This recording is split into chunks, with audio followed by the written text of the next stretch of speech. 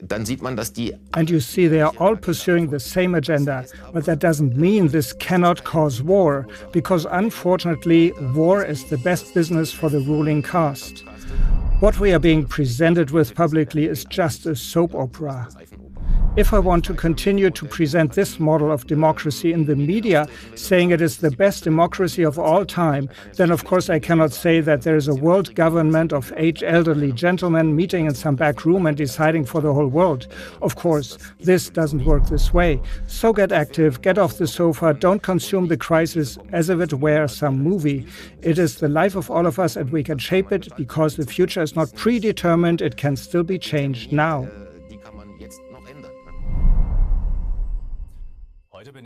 Today I went to Switzerland to talk to a special man. He is well acquainted with both the details and the bigger picture. Someone who is able to tie the various aspects together into a common thread. Born in 1978, he is a musician, author of various books, business manager, radio presenter, entrepreneur and management consultant. He has lived and worked in 20 different countries, speaks 5 languages and has thus gained a comprehensive picture of the world. He is not a person who just parrots other people's opinions or well-pleases narratives. He is someone who gets to the bottom of things himself. Welcome to Studio Kur today, Tom Oliver Regenauer. Thank you for the invitation. My pleasure. Today we'll be talking about the topic power structures, or who rules the world. My first question, let's start with the world situation. There's war in the world again, in Ukraine, in the Gaza Strip, Yemen. Armaments are being built up everywhere. The EU has now decided again to spend 150 billion to set up production capacities for weapons and logistics. At the same time, there are these tensions between the major powers, USA, Russia and China, and are increasing enormously. But also Europe, the Middle East, India, Pakistan, Iran, there's also a lot of boiling everywhere. At the same time, we are heading towards the peak of the machine age. Everything that can be digitized is being digitized, from currency and CBDCs, even to artificial intelligence, which is meant to ultimately permeate everything. We have heard about brain implants turning people into some kind of cyborgs. A human machine or a machine human, if it is still human at all. And my first question I'd like to ask is this. Are these developments random and independent of each other, or is there some kind of agenda or plan behind them? It always depends from which perspective you look at it. I always call it, or people like to call it, the polycrisis. So on the one hand, there's the technological aspect which goes in the direction of transhumanism, or which principally results from the technocracy movement. It started in 1917 on the US East Coast with the technocracy movement, which then, if you follow it in detail, developed into the digitalization industry, the platform economy or the observation economy, depending on what you call it. That is certainly the technological aspect. On the other hand, there's of course the military aspect, the military-industrial complex, as you call it. War has never disappeared. You cannot say there's war again now. There has always been war. If I remember correctly, since the foundation of the USA, there were something like 17 or 14 years with no wars. That speaks volumes. Therefore, we actually have a situation, and that is 5G warfare, that is 5th generation warfare. And it's not just kinetic warfare, it's also cognitive warfare, which is being talked about again and again. NATO has its own website called NATO Innovation Hub.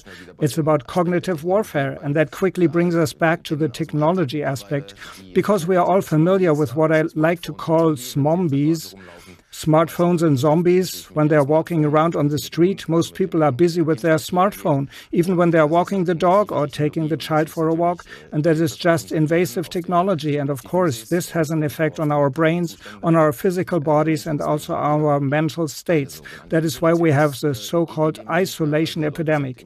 People are increasingly lonely, focusing on this colorful digital world, which I then call the Truman Show, just like my last book is called.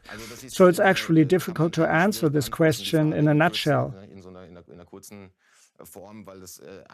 Because this fifth-generation warfare has such a broad-based agenda, which on the one hand is clearly moving towards kinetic warfare and therefore to disruptions of the world's economic or the world's monetary system. And on the other hand, there's this very strong component of cognitive warfare, which is being worked on at all fronts, be it on part of NATO, on part of the big tech companies, and then in the progressed form, this transhumanist agenda, for example, where we then quickly come to Neuralink or similar, where Elon Musk's company wants to create brain implants and the connection with AI, with the cloud. This is the biodigital conversions, that is the merging of humans and machine in the broader sense. And then, of course, at some point, the question is, to what extent will you still be human? So this is a very complex question, and I would be happy to give a 2-hour lecture on it. So it's actually difficult to answer in a nutshell. To break it down, however, we are in a polycrisis and are probably facing disruption on an unprecedented scale. The question is, how quickly will it happen and in what form will it be disrupted? This digitalization or the technocratic transhumanistic will certainly be a gradual process, a gradual change that will take generations to gain a foothold. The other kinetic war basically can happen more quickly. In principle, the decisive fire is missing in the right place, and that it can trigger a conflagration, whether it's in the Middle East or whether the scenario is Taiwan, China, the USA, or whether it's Russia, NATO, Ukraine. We are certainly facing disruptive times and unpleasantly probably also warlike times. Yes, let's come back to the national level. There are these conflicting nations, USA, Russia, China. Do they all serve a different agenda, or is it basically the same thing? From the overarching perspective, I always call this the 2D and 3D or 4D level of politics or geopolitics. On the 2D level, we see actual conflicts, of course, between Ukraine and Russia now, where people are dying, far too many people, in a kinetic war that is actually being waged. On the level above, on the 3D level, so to speak, there are institutions, such as the UN or the Bank for International Settlements in Basel. And if you look at the history of the First and Second World War, for example, it's these institutions and organizations where negotiations take place. So where there is no war, it's these places where the relevant decision makers meet and see what they will do. In other words, from the perspective of the normal working and in the end warring part of the population, it naturally looks like and is the case that there is a kinetic conflict and there is a danger of war. China, America, a war raging in Ukraine. On the other level, however, you must see that these 193 UN member states have all committed themselves to the 2030 agenda and are supporting and implementing it accordingly. This can be seen very clearly in the fact that America is currently introducing an immigration OS, that is an migration operating system with Palantir, which basically accumulates an unprecedented amount of data. It does big data pooling and thus makes the idea of the transparent citizen almost look beautiful. It's even worse. Everything from fitness trackers to smartphones, everything that is somehow available in terms of data is pooled and then basically rolled out via the topic of migration, so that combating the problem of migration with it. Of course, the same thing is happening in Germany currently in a similar way, and saying we are getting the digital ID and the digital wallet in Germany. We then need appropriate payment cards for the migrants.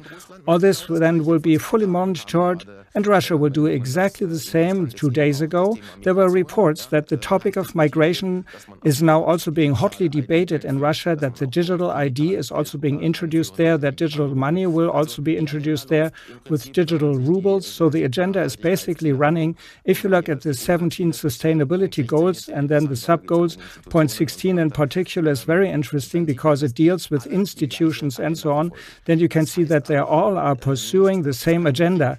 But that doesn't mean that this can't cause any war. Unfortunately, war is the best business for the ruling caste. On the one hand, in armaments, where the corporations, just like the pharmacological digital financial complex, can enrich themselves beforehand by driving armament, rearm Europe, etc., with von der Leyen. These are billions, hundreds of billions, which then flow into these corporations and into a bloated stock market infrastructure, causing rising share prices. On the other hand, war itself is, of course, good business for the people on the third level above. For one thing, they can introduce things that would never be possible in normal peacetime. In war and in love, everything is allowed, and unfortunately, that's the way it is. In war, they can implement things that would otherwise never be feasible, such as the Bretton Woods financial system after the Second World War. Or rather, that was just 2 days before the official end of the Second World War, when the new world financial system was already being negotiated. This also shows that this was obviously the priority, not to end the war and the people dying, but that this system would be implemented. Bretton Woods, and thus today's world financial system, and therefore you have to see this at a higher level, also the Bank of International Settlements. While wars are waging, the delegates and representatives of these countries meet in a very harmonious atmosphere and have their board meetings where completely different things are decided and plans. What do you do with and after the war, and who earns the most? I can refer you to my article, which is called The BRICS Bluff. This is about the conglomerate at the financial level, that is the Asian banks, the Bank of International Settlements, the International Monetary Fund, the World Bank, and how they are connected. And there's a nice quote in there from the former head of the Chinese Central Bank who said, the initiative of AIIB is not to reinvent the wheel, rather it's intended to be supplement to the current international financial system. And when people always say, yes, but there's an alternative system, the alternative SWIFT system of the Chinese, that is so alternative that it simply has a different name and runs on the SWIFT network. Technically, it's simply the SWIFT network with a different name. There's no alternative. They work together at a very harmonious level and see to it that they finance wars on both sides, just as they used to, that they finance disruption on both sides and organize and structure them in such a way that it benefits everyone involved. Yes. So are these, you have now talked about different disruptive events. Do they belong together, or are they things that, as I have already asked, are they parallel and just happen to have something to do with each other? Or can you recognize a common thread that runs through all this? So you can clearly see the common thread that is basically depending on how far back you go. So if you go back to the end of the 19th century, the beginning of the 20th century, then one of the defining topics is certainly eugenics. Eugenics was an invention of the British. This was basically a racial theory, the breeding of the human species and the optimization of the human species. That was also what spilled over from Great Britain to America, and there was also a eugenics movement and a eugenics council. So these were official government institutions that took care of optimizing the species. And of course, from the cast that was instrumental in steering and favoring this model of eugenics, naturally the goal was, in principle, to have a relatively dull, unaspiring, obedient working class and a ruling caste that would take advantage of these disposable masses. So certainly a determining factor is eugenics, which we encounter today as bioethics, as biodigital convergence. And the term transhumanism in particular was coined by Julian Huxley, the head of the British Eugenics Society. He was twice director of the British Eugenics Society and later the first director general of UNESCO. The term eugenics appears very frequently in the UNESCO founding document, and then, of course, this is basically a common thread that has run through the whole of history for over 100 years. And then, of course, after Adolf Hitler and the NSDAP regime and the Nazi period in the world, people realized that it was better not to talk about eugenics anymore, because that was, of course, also what Adolf Hitler advocated in his racial theory variant. And then they said, well, Julian Huxley said, we call that transhumanism. That sounds much more progressive, less suspiciously like a racial doctrine, but these are basically the agendas that we encounter today in a new guise. In the end, they are all based on eugenics. And the second component is technocracy. This is what emerged in New York in 1917 and then became Technokratie Inc. in the 1930s. And these are the two dominant, I think, underlying, I'm not saying plans, they are concepts. These are the ultimately concepts that have been used again and again over the generations and packaged in different ways. But in the end, these are the determining factors in kinetic warfare, in cognitive warfare, as well as in change and disruption on a societal, social, and psychological level. And they determine the times. So if you want to break it down, it's eugenics and technocracy.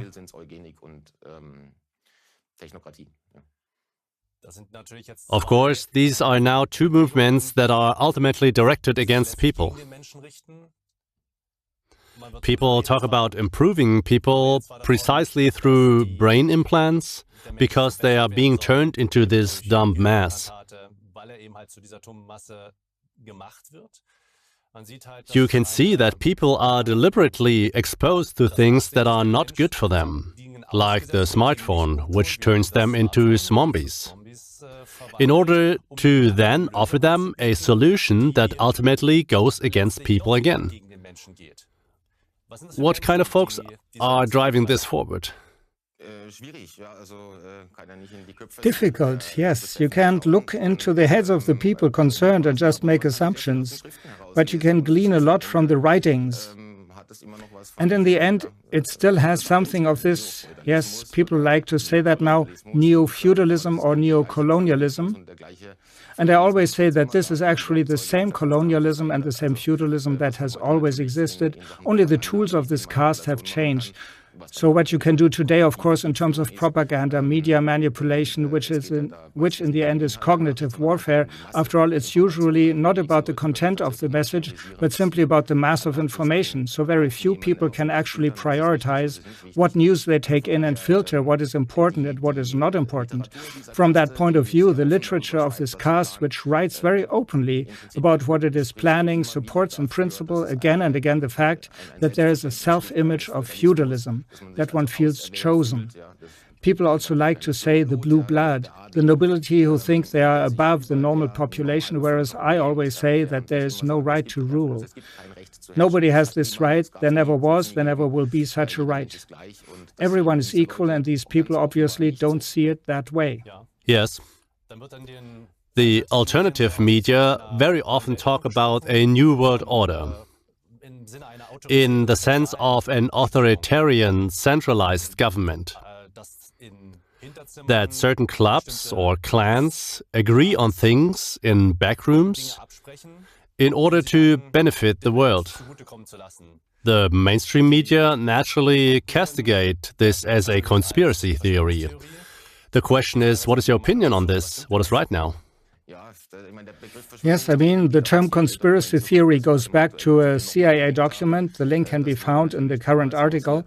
This was, of course, launched at the time in order to silence critics of the John F. Kennedy story. That is, anyone who had any doubts about the official narrative and the Warren report, etc., was then vilified as a conspiracy theorist, so that in principle an attempt was made to silence dissenting voices. So that is, of course, a framing term, just like the term corona denier was in the corona crisis. This is not to be taken seriously. Besides, you have to look at it this way. Conspiracy is the rule and not the exception. If I'm an employee at a company and I'm somehow bothered by my boss, what do I do with my 5 colleagues? I coordinate and somehow try to form a unit that can either do something about it or express that you are not alone. You could even call that a conspiracy. But in the end, it is a cooperation. Cooperation is what makes us human. That is spontaneous order. If we want to organize something in the community, in our circle of friends, then we also have spontaneous order by calling who can help us, and then we form a small group that does something. So these people do the same thing. And there are countless circles, of course. We know many of them by now. The well-known one is the World Economic Forum. For me, that's more like the marketing department. It's very public. Then there are the Bilderberg conferences. Then there is Bohemian Grove. There is Le Cercle. There are tons of such institutions, think tanks, foundations, where people meet in smaller groups to basically form an agenda which follows eugenics and transhumanism in a broader sense. And I simply call that cooperation. It's the most normal thing in the world. The problem is, of course, that we as normal population focus on other things. that we focus on the positive. Whenever we set up partnerships, when we want a cooperative, then we may want to make a difference in the circle of friends, perhaps do something in the community and in the local council. Those are positive aspects. This is cooperation for the benefit of the group you are in. While it is quite clear that these circles, which meet in private to cooperate, usually work against the normal population because they are pushing through an agenda that none of us voted for and that we often know nothing about unless we actively seek it out, research it, and deal with it. In other words, for me, this has nothing to do with conspiracy. To a large extent, this is organized crime. Because I have a mandate as a politician and am supposed to represent what the will of the people is, if you take it that way, then of course I would have to listen to the will of the people. But there is this well-known Princeton study, which I like to mention, from 2017, I think, or 2015, which examined the correlation between the will of the voters and real politics. And this is zero. At the time, the headline in a US publication read, "America is no longer a democracy, Europe should beware of what is coming." So you can call that a conspiracy theory, but there's just people who are either actively engaged in propaganda and want to discredit us with it, or it's the people who haven't looked into it and are trying to understand in a broader sense what cooperation means when you think you're in a caste that owns or at least controls the majority of the means of production, the technology or the industry. So yes, I tend to laugh at the term. I don't really take it seriously. Well, it is the fact that this caste is not united among themselves either, because the power tempts them to take more and more for themselves, always in terms that I am the one. How does that even hold together? How can you imagine that there seems to be a plan that they have been following for generations, even though they are not in a position to really cooperate, like, for example, at community level, where they want to do something for the village? How should we imagine this? How does such cohesion work? In management, people like to say management by policy. So you set up guardrails, and in principle, it's something like transhumanism or eugenics or technocracy. In other words, you move in one direction on the basis of a narrative, an ideology, a concept. Of course, there are junctions and obstacles in between. Of course, there are also internal conflicts. You can see this very well in America, where there is the conservative bloc, which at the time consisted of George Bush and Dick Cheney and so on. And this whole clique is the conservative power bloc and a family clan that has been wielding power in America for over 100 years, the Bush family in particular. And then, of course, there's the more democratically oriented power bloc, for example, Biden now in the younger case, George Soros and Bill Gates. These are the financiers of this more left-wing bubble. It is currently the conservatives who are in power. Then we tend to have financiers like Peter Thiel, who sees himself as a liberal conservative. There's, of course, an internal power struggle, because in the end, it is, of course, about who sits at the head of the table and who has the say in said new world order or in the current ruling system. So there are certainly conflicts between them, but what is very consistent is that you always act on the basis of an agenda. In other words, it is always moving in the direction of technocracy. You can also see that in Germany now. In principle, it doesn't matter who is in power. Even now after the election, what is being pursued further is the green economy with CO2 tracking and emissions trading. None of this will be abolished or changed. On the contrary, there's now full-time biometric surveillance with EID and digital citizen wallet and similar instruments. Reasons: we now have this migration crisis. We need to promote internal security and position ourselves better. So now we are introducing biometrics and the EID to prevent electoral fraud, etc., just like America, whereas the previous government rolled out the same system, the same biometrics, the same mass surveillance, because of a different potential risk, namely the virus. So then it was said that we urgently need for our health and for global health biometric monitoring and test or vaccination tracking and QR code dystopia. So you end up with the same model. It doesn't change at all. In principle, the only thing is changing is the marketing instrument, how to make it somehow palatable to the population. This means that the various groups, although not agreeable with each other, have a common goal. I have the feeling that they want to take as much as possible away from the normal population. Be it cognitive, be it material. Are they individuals, families, or large corporations? What do these power structures look like? Oh, how long is this lecture going to be? There's a huge network. It's impossible to answer that precisely. So on the one hand, of course, there are family clans like the Bushs, who have in principle been spreading their wings in American politics for 100 years, cobbling together resources, and are in principle a criminal clan that comes to power or has been in power from time to time. The Kennedys are not much better. They made their money with opium, weapons, and alcohol smuggling and grew in this. That's the whole US East Coast, basically based on successors to the East India Company and on opium trade. You can easily read in the mainstream media that Harvard and Princeton and all these universities were basically founded by ex-opium barons, and the Kennedys can't be taken out of that group.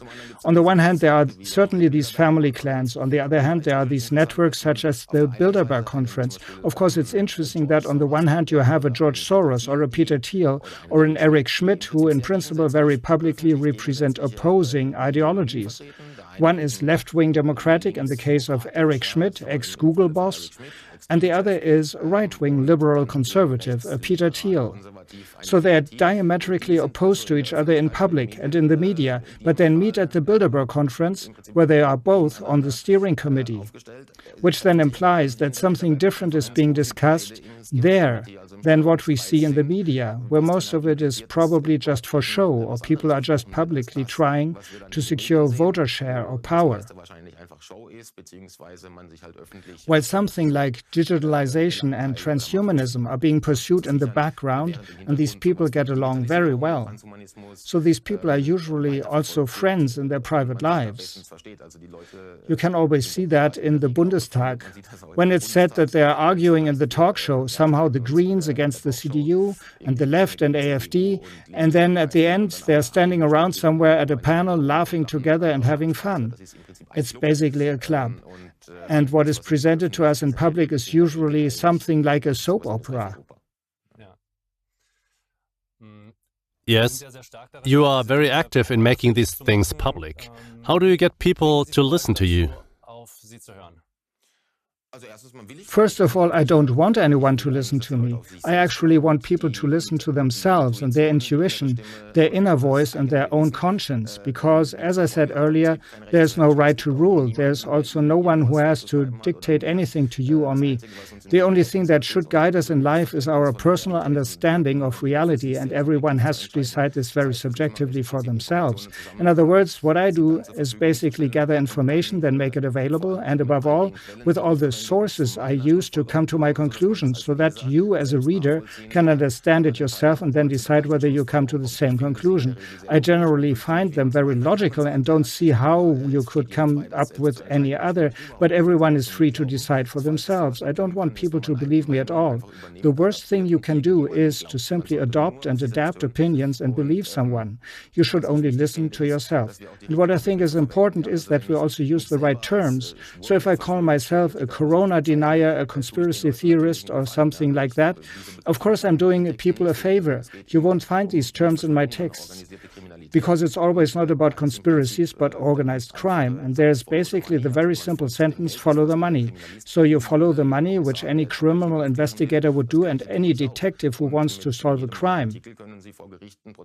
I do the same, and you can take any of my articles to court and have a good chance of winning, because in principle everything is proven, and not with some YouTube video by Mr. XY who once heard of someone that this might be the case, but usually with the original documents from UNESCO, the CIA, etc. Then you can read for yourself what these people actually do and write, what they announce, what they retrospectively admit and concede, which often only happens decades later. So you have to use the right terms.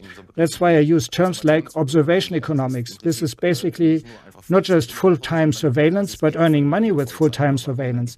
After all, the big tech companies that are mining the gold of our time, which is data, are of course making huge amount of money from it. However, they also pass this data on to the government or in intelligence agencies. These, in turn, thus again access to the individual heretic, the non-believing critic, who somehow utters something delegitimizing the state. In other words, it's a very unhealthy network, and Benito Mussolini described it at the time as the perfect form of fascism, corporatism, when the state and corporations merge into an unhealthy power structure. And this is exactly what we have, and this is why this power structure is so huge, confusing, and difficult to pin down, because in principle, politics has long since ceased to decide anything. Those who have been deciding for us for a long time have been supranational organizations, their agents, their think tanks, and something like the UN, which then presents us with an Agenda 2030 and sustainability goals that none of us have either ever voted for, but which are then implemented and enforced by the respective national government, in principle against the will of the people, who neither voted for it nor have any say in it. So for me, politics is just the executive arm of a supranational structure that is not called world government, but global governance. And at that point, this will certainly lead to an ever stronger global governance structure, at the latest when we have to pay a sustainability tax to the UN at some point, which has already been discussed. But the national governments will, of course, continue to exist, because that's what you see. That's where I can simulate democracy and vote and still give voters the feeling that they are participating, but in the end, that's not true. So that means that the feared one-world government, which then will sit somewhere in Geneva or New York, will probably not exist, but rather these subdivisions that we already have? Exactly. That's not for sale. If I want to continue to present the model of democracy in the media and say it's the best democracy of all time, then of course I can go around saying we have a world government here of some elderly gentleman meeting in the back room and deciding for the whole world. Of course, that doesn't work. People know that, of course. But that's why, of course, national governments will continue to exist, but there will always be new instruments that demand and ensure supranational sovereignty. Like this WHO treaty, which of course ensures that in the healthcare sector it is no longer the national governments but a supranational construct that dictates what happens in the individual countries. Yes. Why do you think people put up with this? More and more people are realizing that they are dissatisfied with their governments and would perhaps even welcome a fresh start and even agree to a world government. Yes, there are a surprising number of people who don't think it is so bad, but these are usually the people who don't take a closer look.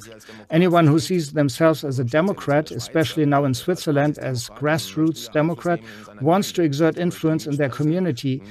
That means he wants to have a say, put forward his points, pro and con, and then somehow find a consensus. That's actually what democracy is. It's a process, often also a conflict, a discussion, a discourse that has to be resolved somewhere, and of course that doesn't happen. I think a lot of people don't really have an overview because they simply don't have the time in their normal working lives.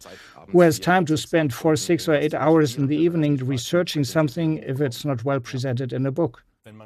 When you talk to people on the street, you get the feeling that they're all just going along somehow, that they are latently dissatisfied but not really doing anything. The media tells us that freelance journalists like you and me make up at most 20% of the population. Is that really the case?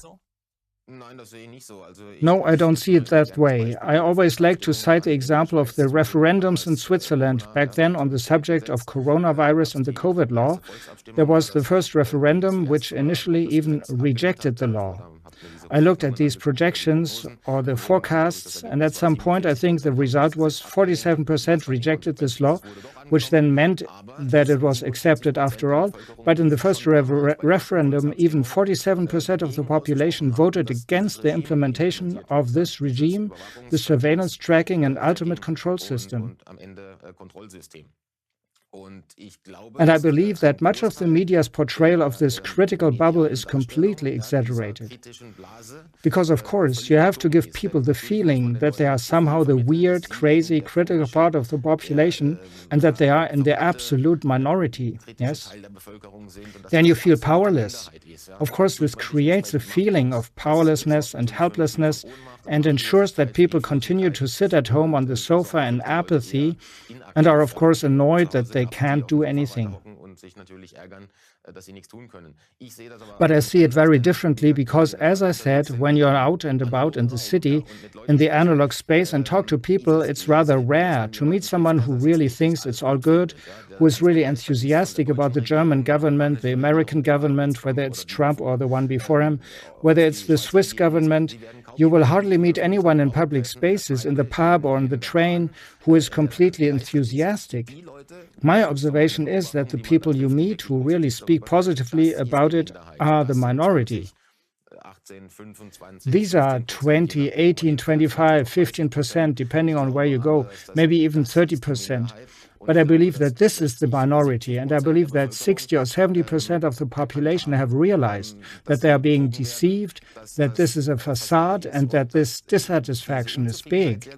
I believe that of these, let's call it 60% or 70%, a large proportion of this bloc is not yet confident enough to voice this publicly, because, of course, there's the fear that your employer will find out about it, that you'll have disadvantages at work, that you might no longer be allowed to join the tennis or shooting club socially, that you might be seen by your friends as the leper who advocates some strange theories.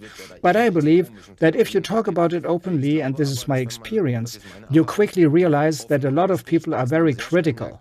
The important thing is not to use the terms suggested by the ruling caste, the propaganda apparatus. So don't talk about climate change. If someone talks to you about climate change, talk about environmental protection. When someone talks about capital accumulation and evil billionaires like Elon Musk, talk about the evil billionaires like Soros and Gates, who also end up criminally organizing and collaborating to implement things that none of us voted for, and try to describe things with terms that are more appropriate. It's not about conspiracy theories. It's about organized crime and investigative journalism. It's about criminology. The surveillance state is not necessarily about surveillance state, but about the observation economy, because it's a very close interaction between the corporations and the state apparatus and the secret services. So if you try to approach people with the right vocabulary, you can even talk to the so-called other side in a very constructive way. I experience this myself time and again when I talk to people who would be described as completely woke or from the completely opposite shore, who can have a great conversation with me because I'm also in favor of environmental protection, and nobody likes microplastics in their food. I'm also not in favor of super billionaires like Musk, Soros or Gates, who can buy so much influence with their money that they kill people in Africa with drugs through campaigns that are basically only detrimental. From sterilization to deaths, all those kind of things that happened in the past. So if you simply try to connect to people where they are at, I think everyone has to start with themselves, because of course a lot of people are still very disappointed by the corona crisis, by their neighbors, by their employer. But if you have some more information, have a bit more insight than the others, and have seen through these things, then you also have the responsibility to give in a bit and be the more sensible one and still approach people. Because we are one species, we have to somehow share this habitat together. And if we continue being divided into pro and anti-corona, pro and anti-migration, and pro-Trump, anti-Trump, and Merz and BlackRock in Germany, the more such divisive narratives are brought into the population, the more we have to deal with ourselves and with horizontal conflicts. While the problem, as we saw in 2008 with the Occupy Wall Street movement, the problem is at the top. And the last time people looked to the top together, left and right, was Occupy Wall Street. There was a great momentum across the spectrum where people realized it's the central banks, it's the big banks that we have to save with our money, with our taxes to the tune of billions. And they didn't have this horizontal conflict. And then after that, especially in America, there was the Tea Party movement again, and what became the progressive woke. And again, people are in horizontal conflict and bashing each other's heads in instead of actually addressing the problem. That's usually looking upward. Yes, and to what extent are we now at the mercy of this process, or can we defend ourselves, arm ourselves against what is supposed to be done to us? If we agree with this, we therefore give it the power. On the other hand, if we take the power to ourselves, we take it away from them, these opportunities, so to speak.